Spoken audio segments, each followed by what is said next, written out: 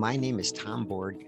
I'd like to share with you our webinar today titled How to Attract and Keep the Best Employees for Your Green Industry Company. As the story goes, the factory foreman would walk to work each day, and on his way, he'd stop and look inside the window of his jewelry store. Well, he did this for a number of years, until one day, the jewelry store owner saw him coming, stepped out of his store, introduced himself, and said, "Sir, I was just wondering, the last several years, I've seen you walk by my jewelry store in the morning. You peer inside the window as if you're going to buy something or you see something of interest, but then you turn and walk away. I'm just wondering, is there something that you're not seeing that I could help you with? Maybe there's a watch or a certain clock that you'd like to buy." Well, just then the factory foreman turned to him and said, "Well, I don't think you understand. My job down at the factory is to do a number of things, of which is to blow the noontime lunch whistle, to make sure that I blow it right at 12 noon. Each day when I walk by your store, I look into this window of yours and I see that beautiful jeweled clock, and I set my pocket watch by the time on that clock. That way I'm sure to blow the whistle right on the dot at 12 noon. Well, just then the shop owner started to laugh and said, that's kind of funny, because for the last several years, I've been setting that beautiful jeweled clock by the noontime whistle at your factory." Well, they both had a good laugh. And here's my point. When you think about hiring, what we need to do is to stop copying ideas from our competitors, because quite frankly, they may not be working.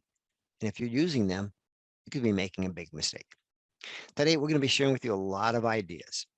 I call it a smorgasbord of ideas. I use my last name in that little word. And here's what I mean by that.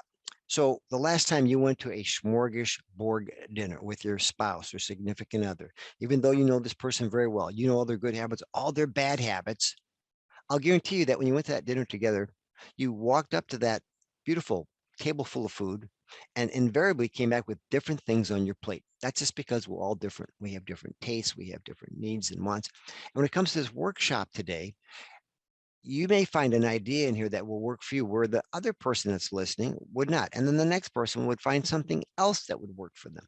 Fine. What I'm going to suggest is take the ideas that will work for you, leave the rest on the table.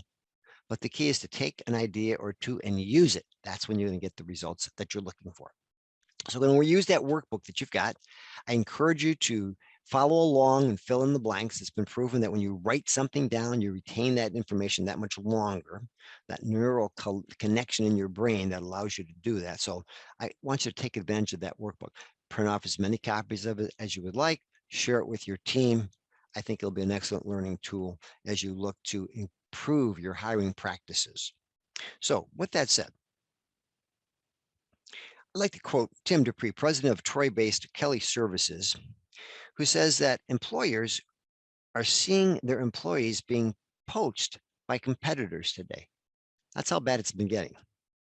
So the question is, what can you do to make sure you get the best employees and they stay with you? Well, that's what we're going to be covering here today. So let's get started. Taking a look at our PowerPoint here, let's go to the first slide. So the first insight of the day that I want to share with you is that if you keep on doing what you've always done, quite frankly, you'll get much less of what you've been getting in the past. So what I'm saying is you can't keep on doing what you've been doing because it's not working as well anymore. So let's change that paradigm. Let's make some things happen here, shall we? Let's move on. I have a number of questions we need to answer as we walk through our program today. And here's the first set of them. We have to start at the beginning, and that is, we got to understand this problem. First question I want you to answer, and this could be in a team meeting with your leadership team where you can actually look at some of the answers that you can come up with, and this will help you determine the action you'll need to take in order to improve your hiring practices to attract and retain the best employees. First question is, where are we now? So just where exactly are you? How many employees do you need? What type of positions do you need to hire for? Do you have good job descriptions? That helps in that job ad, by the way. So the first thing is, where are you now? How bad is it? Can you get along at this point, or do you really need some people in here that are going to help this company just function, let alone grow? Third question, why are we even doing these jobs? And you ask that question, it opens up a lot of possibilities. Finally, can we do any of these jobs differently? Is there another way of doing these jobs? Next set of questions. Can we outsource or eliminate any of these jobs? Can we divide the job up among several of the people already on staff? Can we use technology to do any or all of these jobs? Can we purchase and use equipment to reduce the number of people to do these jobs? You see, this is important to understand. I know one landscaping owner in Wyoming has discovered that when he purchases a piece of equipment, large equipment piece, he's able to replace 2 to 3 people in the work that he does. As they told me, the equipment doesn't ask for a raise.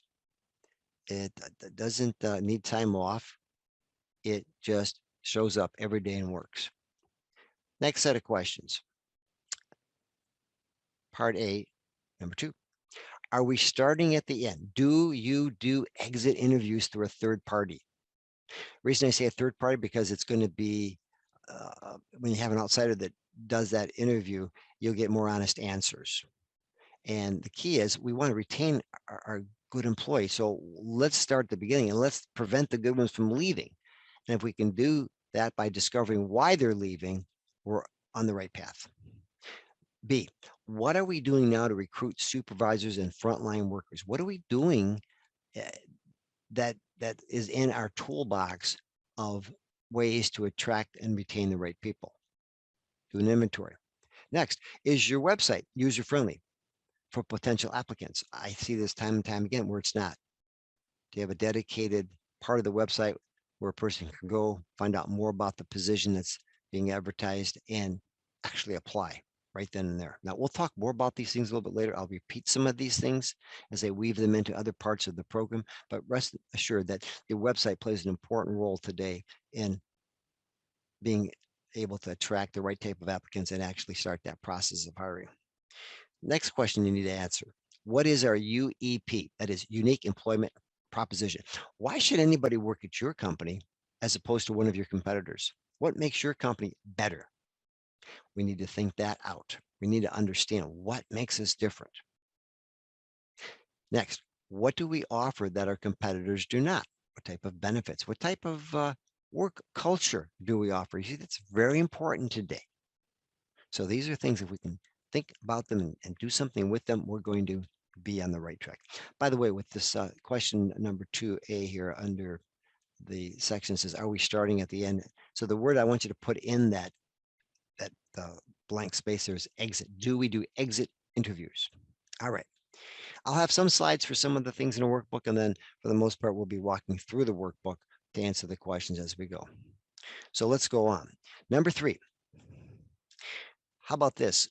List the top 10 reasons why a star performer should come to work for your company.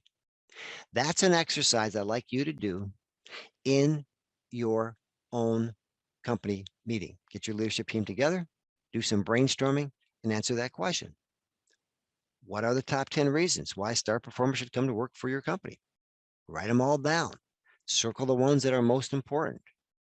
And now you have an opportunity to use some of those in your job ad. Let's go on. Number 4. How about this one? Do a spreadsheet to compare your company with your competitors. Ask your employees who worked elsewhere for their input and ideas. So compare apples to apples here. If you are going to be a better company to work for, you need to know what your competitors are doing for their employees. What kind of work culture, what kind of environment, what kind of pay scale, what type of benefits. So we need to know, and that's an important part of this process. So do a spreadsheet and compare your company with the other competitors in your area And you can do some of that research by asking your employees who may have worked at these other companies as well. Ask them for their ideas. They'll help you. Okay, number 5, things to consider. How hard is it to apply to your company? How complicated is the application itself? You need to make sure it's as simple and seamless as possible. Part B, 5B, how many channels are we using to make it easy for someone to apply? I mentioned that earlier on your website. Do you have an opportunity for them to apply right there on the website? Can they call? Can they come in for an interview? Can they walk by and apply? You know, between which hours can you do this? That's number C. D, can they apply online through our website? E, can they email or fax us? That's right. Some people still use fax machines. Can they fax us a resume or a completed application? You see? All right. So with that said, we're going to keep on moving. I encourage you to go back and re-listen to this program as many times as you need. Part B, exploring some solutions. So in every problem, here's the answer. There is an opportunity. Yes, right now it's very difficult to find good people, it seems. Maybe it's difficult because we don't have all the tools in our toolbox. You know, if all you have is a hammer, everything looks like a nail. It's not going to necessarily work. So how about that? Where is the opportunity in this problem? Jeff Scott, business consultant, offers these suggestions on how to solve the problem of hiring the best people. A, make your company an awesome place to work. Makes sense, doesn't it? Make it an awesome place to work and the word will get out. We'll talk more about building that culture a little bit later in our program today. Next, B, maintain consistent hours. People like to get steady work. They like to get the hours in on a regular basis. So do what you can to make that a reality. C, provide good pay. That's extremely important today, but there are other things we'll share with you later that are as important or maybe even more important, but surely you need to provide good pay. I'll talk about that a little bit later as well. D, give fair and clear bonuses. So in other words, it shouldn't be a mystery how a person gets a bonus or a promotion or anything else that's going to be a carrot that you can use to keep these people as part of your winning team. E, no drama. The less drama, the better in your company. It may not be possible to have no drama, but the less drama, the better. People want to come to a company that's healthy and has an environment where people aren't afraid to be part of a team. Let's go on to number B3. Above all, make it fun to work at your company. Create a work environment with laughter, parties, gatherings between all the hard work. Make it a place people love to come to. If you can do that, you'll be on your way to building a great culture. So that's just one of the solutions here that we're looking at. Let's go on to number 4. Apply for Best Places to Work awards. So in every community, there's usually a newspaper or business magazine, or maybe a association magazine you subscribe to, or a magazine that you subscribe to, where they have the Best Places to Work award that comes around every year. Apply, find out what you need to do to meet their requirements. Now, here's the nice thing about doing something like this. It's going to cause you to do an inventory of just why it's such a great place to work at your company. And you can begin to assess, maybe we need to make it a little better place to work. You need to implement some ideas and strategies that will make it a place where people really feel it's the best place to work. So that is a great idea. Now, I say that because you can use that when you go to advertise for different jobs. Voted best company, one of the top best companies to work. Voted as one of the top 100 companies to work in the state that you live in. These are things that can help position you in the minds and eyes of your potential applicants as the place to work. All right, let's go to the next one here. Number 5. So run a first-class company. Make that a priority. If you can run a first-class company, then you're going to attract first-class people. But it's a commitment that's got to be worked at consistently. Next, Value your employees. Help them create life-work balance, becoming very important today. The ability to make it a great place to work because you respect their family as well. So help them create a life-work balance. And they may need some help when doing that. When you can create the kind of balance for them, they are then going to be that much more appreciative of working in your organization. All right, that's section B. Let's go on to part C now. Some internal strategies. So here's something pretty interesting to look at. Career Crossroads, Source to Hire. Here's what they came up with. They did their assessment. Where employers are finding employees. First, referrals. Number one, still number one, 28% of all new employees come from referrals, either it be from the other employees that work there, or maybe it's from another type of business. But the point is they're getting referrals. Job board, it's another place. You post a job, and it could be in a lot of different places, but a job board. A career site, a company career site, all right, like we talked about earlier on your website. Recruiter initiated, and you can use recruiters depending on which position. Colleges or high schools will add there as well. Rehiring, we'll talk about that later today, but why not rehire people who might have gone on to greener pastures but discovered, man, they liked your company better. Give them a chance, come on back. Social media, but look at 2.8%. Not as high as many people think. Third-party recruiters. All right. Print ads, they still work. We see them in the magazines that you subscribe to. Temp to hire, so temporary help agencies. Walk-ins, and then other. So here's some places to look for potential employees. All right, how about this one? Number two, tap into the network of your employees, vendors, and even clients to reach future workers. So number two, that's where you want to look. That can be helpful. That network that you've already got. Pay a finder's fee to the people that send you new employees. Have something worked out where the person needs to remain with the company for at least 6 months. And typically, this is going to go to one of your employees who has friends who are like them, have a good work ethic, and they can refer people to you. So tap into the network. Next, number three, C3. According to Hindsight Green Industry Report, training does matter. Okay.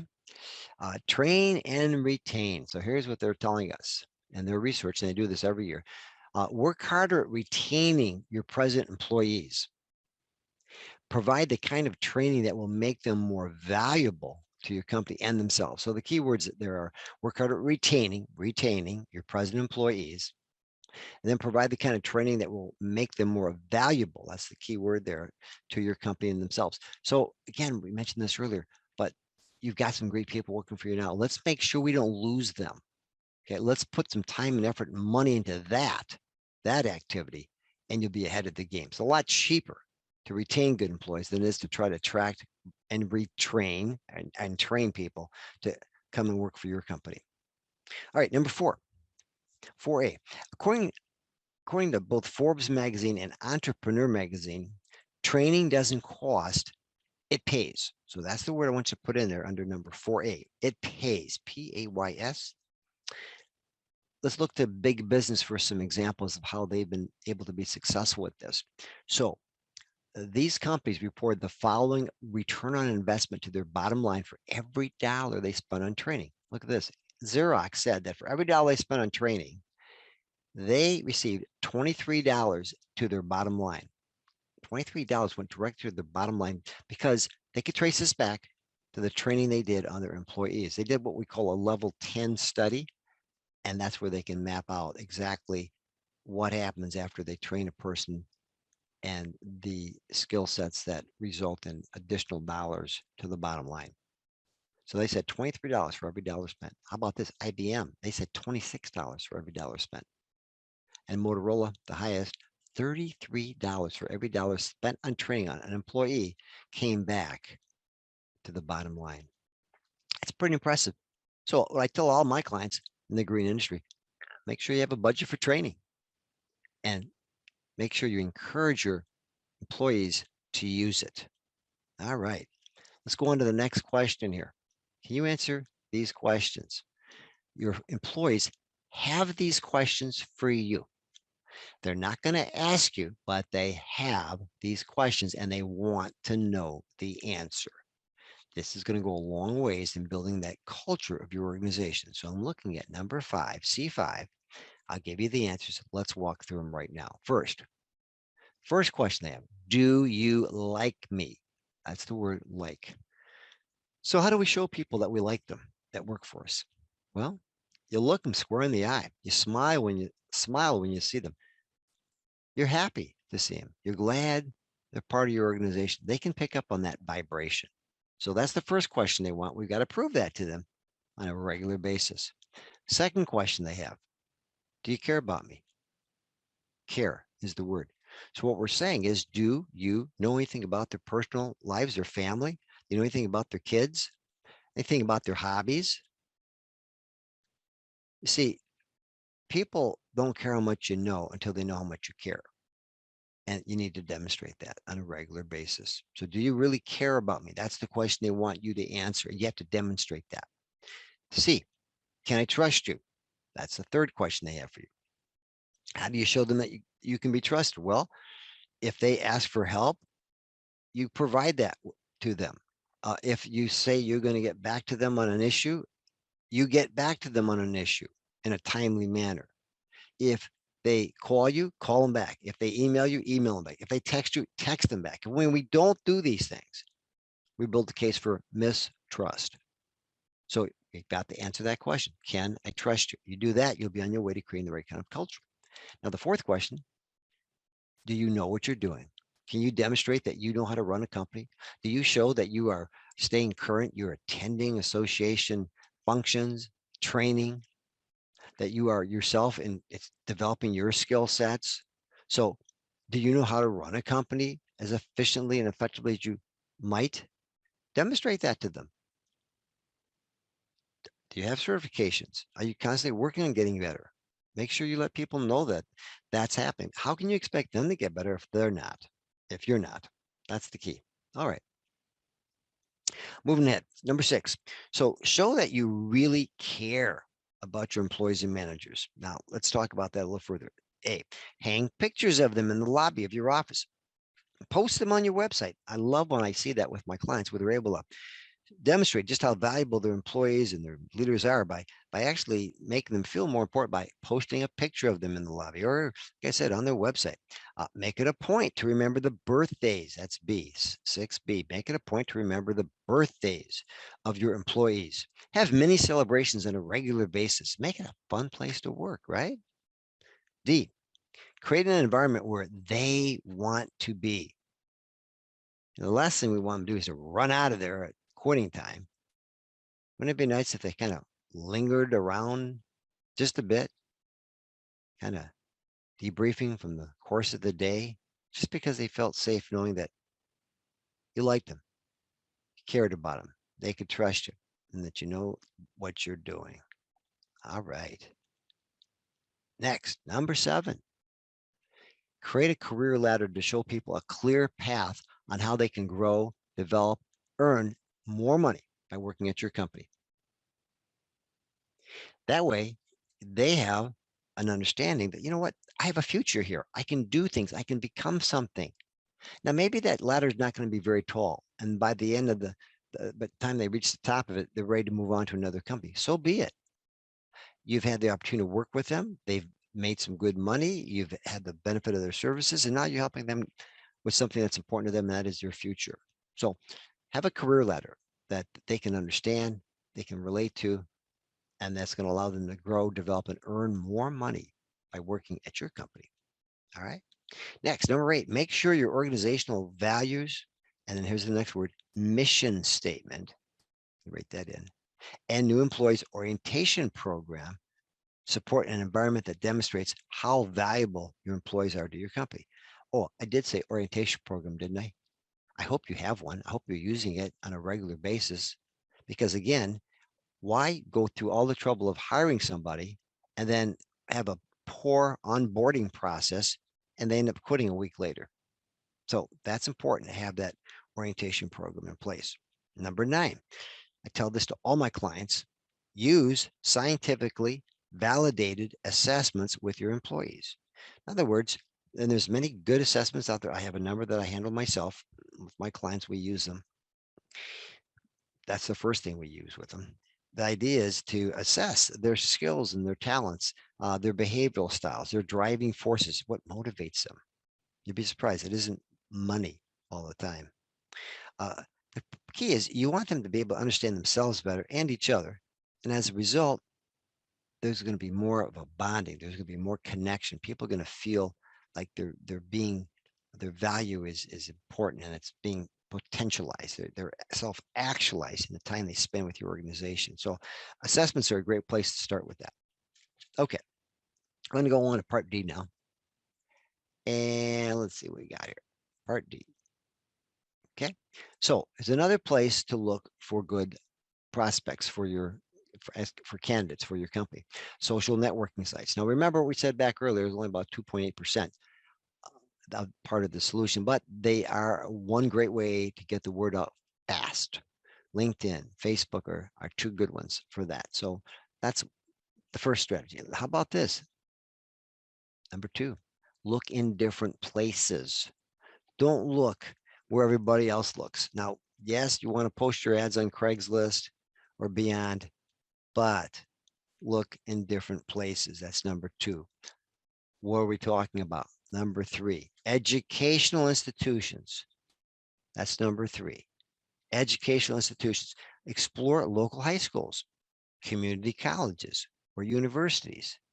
The key is to make a solid contact with an individual that works there within the organization who can be the point of a two-way contact, can be a point of two-way contact to communicate your job hiring needs. So get known within that organization and let them know that you've got some internships available, that you've got programs available, that you're going to be training people when they come on board.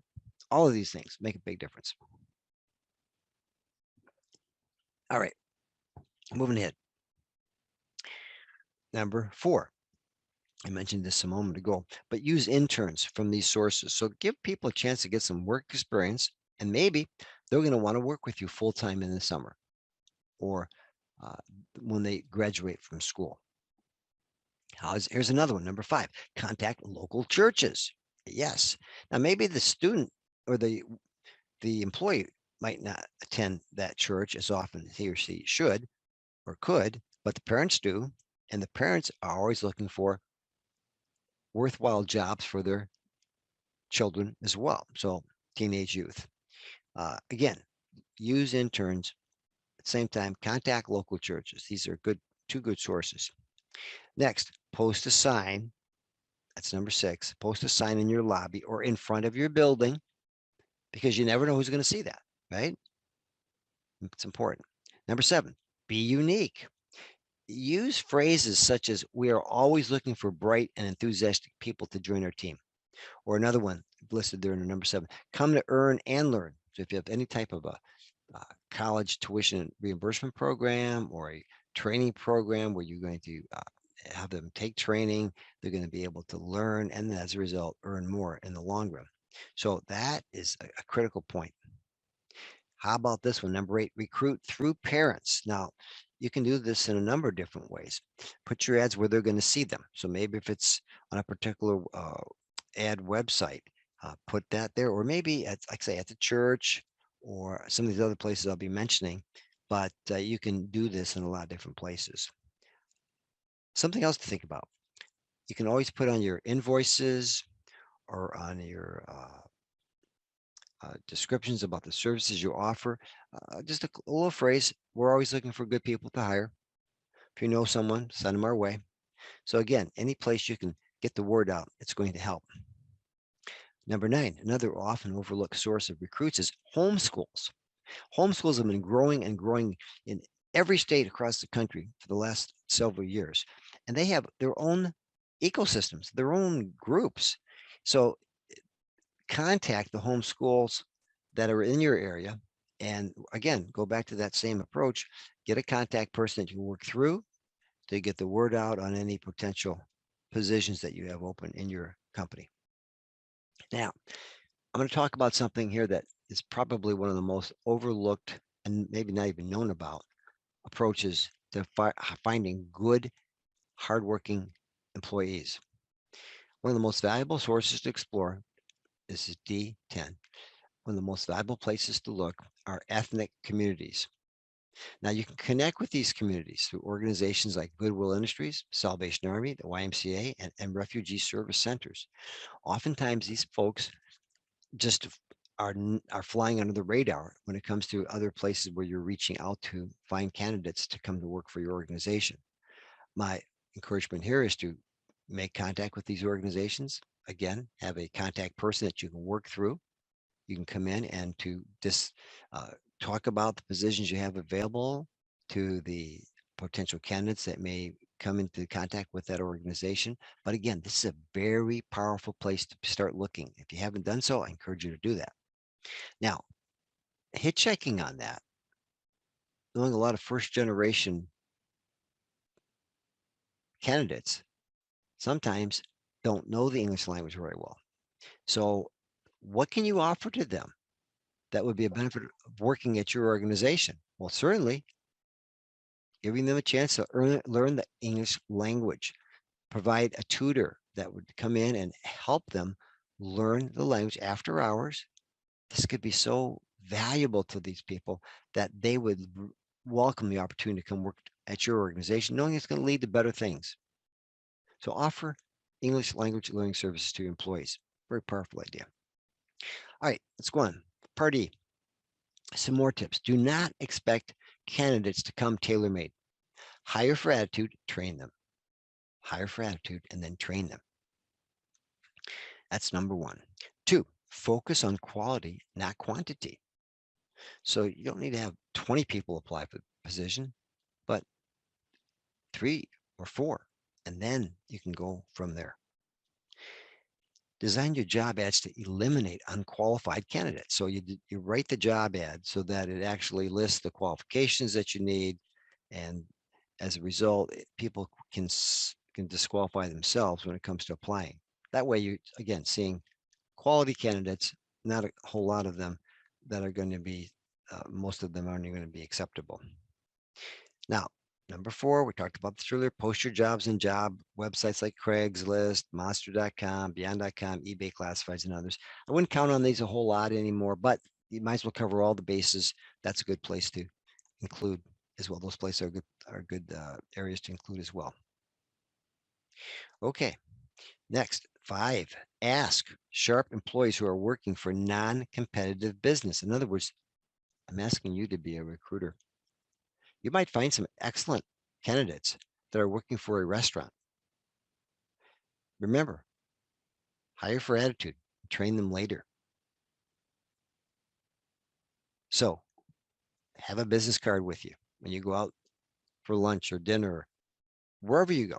You see other potential candidates that could come work for you.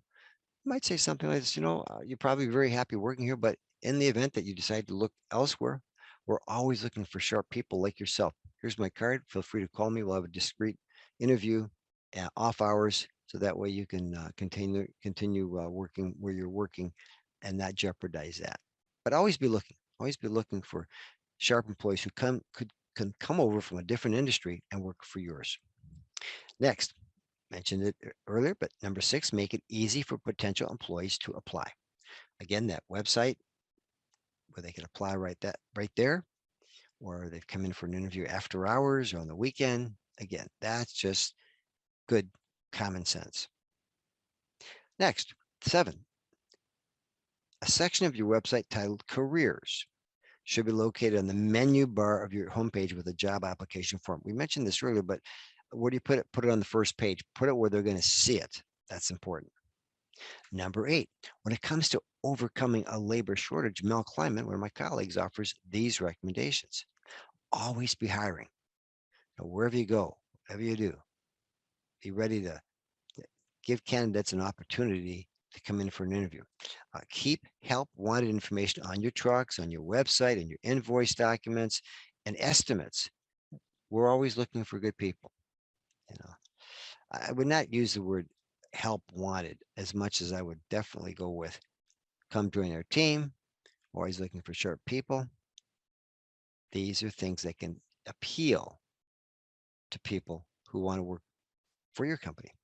Uh, Part C of 8, number 8, offer confidential hiring interviews after hours on Zoom and in person. So I mentioned that earlier, but it has to be confidential. It has to be convenient for these folks to come in and take advantage of that opportunity to have that opportunity to get that interview. Now, other places to work or to look at are Michigan Works. Okay, that's a great place. If you cover all the bases, you're going to find some gems in some of these for sure. Another idea here is 10 career day events at the local high school where you can come in and you can be one of the speakers or one of the people that would serve as a person that students can ask questions of at a roundtable discussion. These are good ways to develop additional visibility in the community. All right, number 9. I mentioned this a few moments ago, but I could revisit this. Reconsider rehiring some of your best employees who have expressed a sincere interest in wanting to come back to work for you. Typically what happens, someone sees a better job offer or opportunity elsewhere, they leave your company. Okay, that's fine.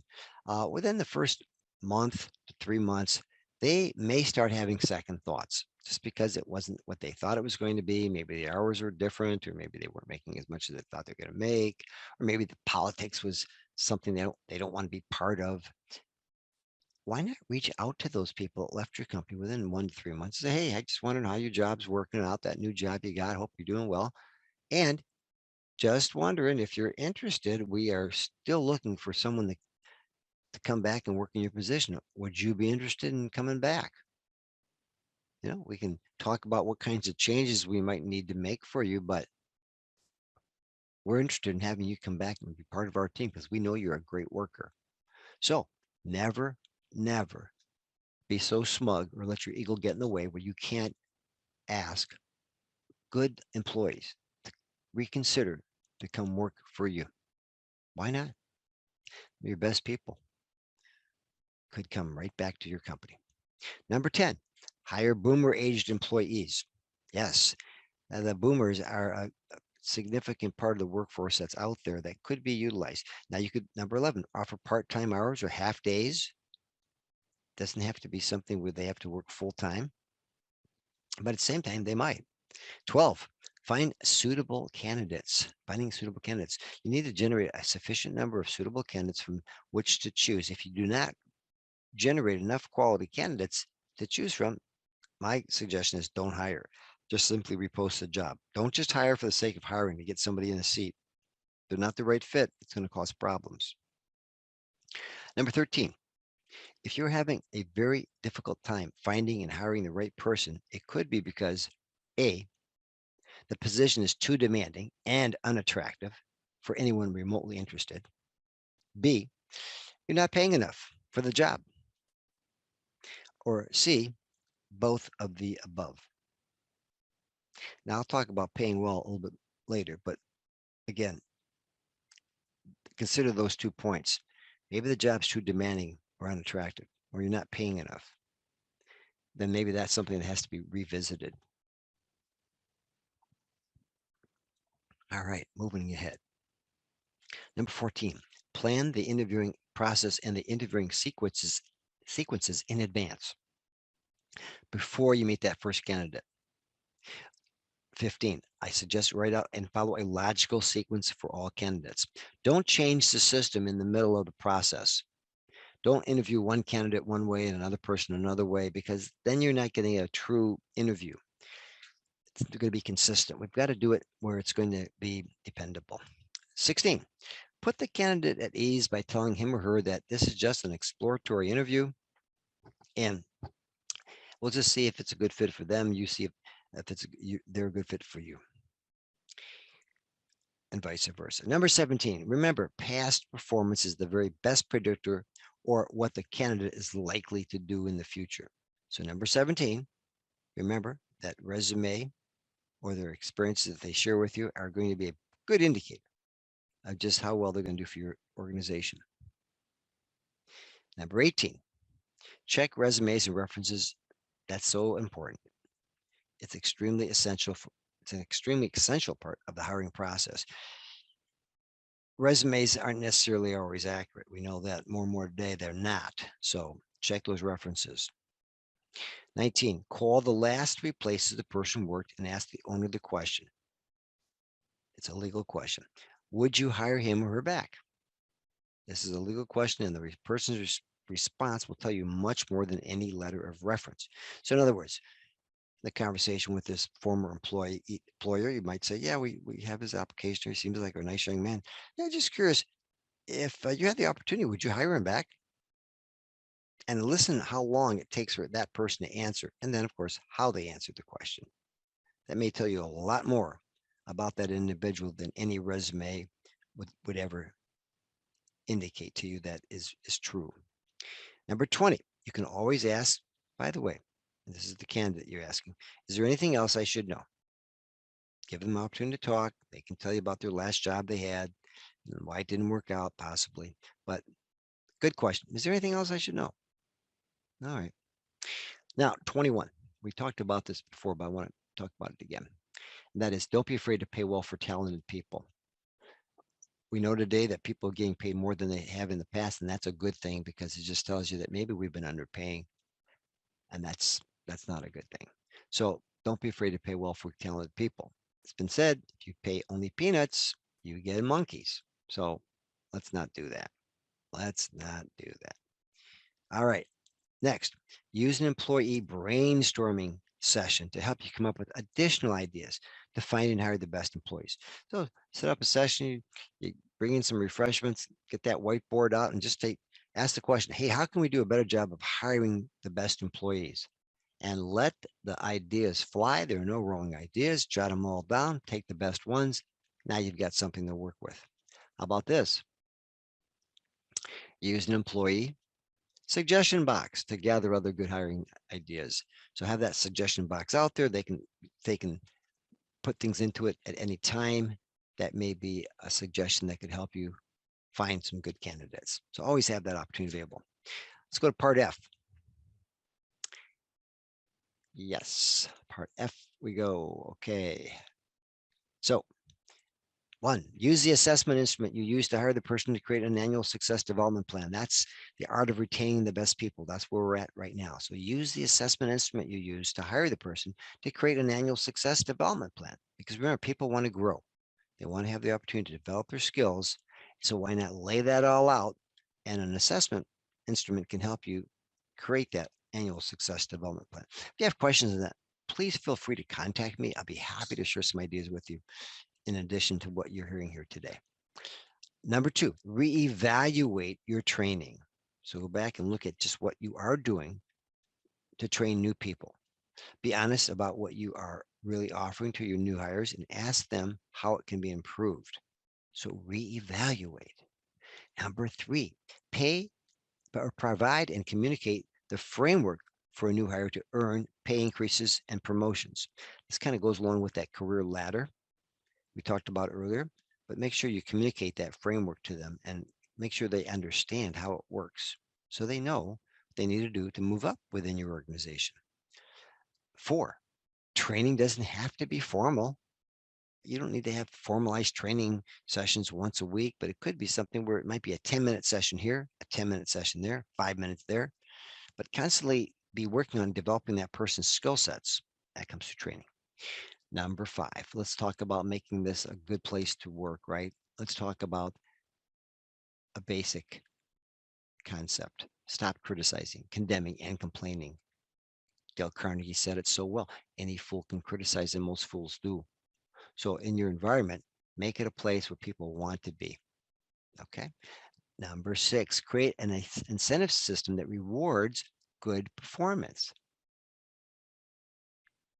Make sure that it's a fair system and it works on rewarding people who do what's necessary to earn it. Don't give everybody the bonus just because you don't want to upset the apple cart. If someone hasn't earned that bonus, they don't get it. The people that have earned it, they'll get it. Don't make that mistake of not providing a fair reward system. Okay. And then number 7,